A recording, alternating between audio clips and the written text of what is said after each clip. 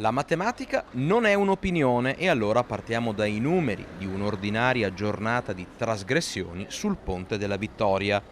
Guardate oggi, nel giro di mezz'ora, quanti ciclisti hanno percorso la carreggiata nonostante cartelli e divieti di transito.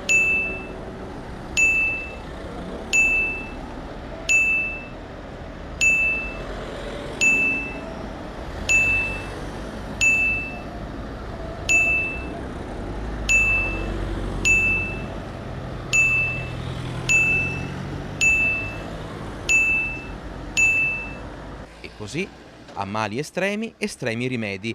Dopo le segnalazioni di Rete Veneta e il clamore suscitato dalle nostre immagini mandate in onda, una vera e propria sollevazione popolare ha fatto sentire la propria voce e l'amministrazione comunale cambia registro.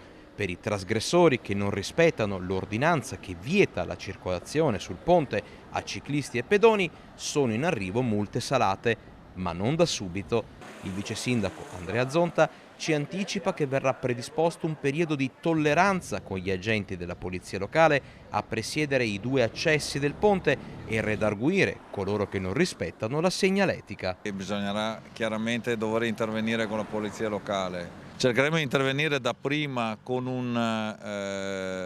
con un'azione di informazione, pertanto la presenza magari della polizia locale anche e solo in termini di persuasione, cioè dire cercate di non farlo, dopodiché è chiaro che soprattutto voglio dire per chi va via contromano, che diventa ancor più un pericolo, non si può più tollerare. Fortunatamente c'è anche chi vede, legge i cartelli e fa dietrofront, ma troppi sono ancora i trasgressori e lì, in prossimità dell'accesso al ponte, stazionano anche molti studenti, un motivo in più per pretendere la massima sicurezza. Quello che è vietato, perché ci sono dei livelli di sicurezza che non si possono, sotto i quali non si può andare e non si può neanche tollerare che persone mettano a repentaglio, oltre che la loro incolumità, anche quella degli altri.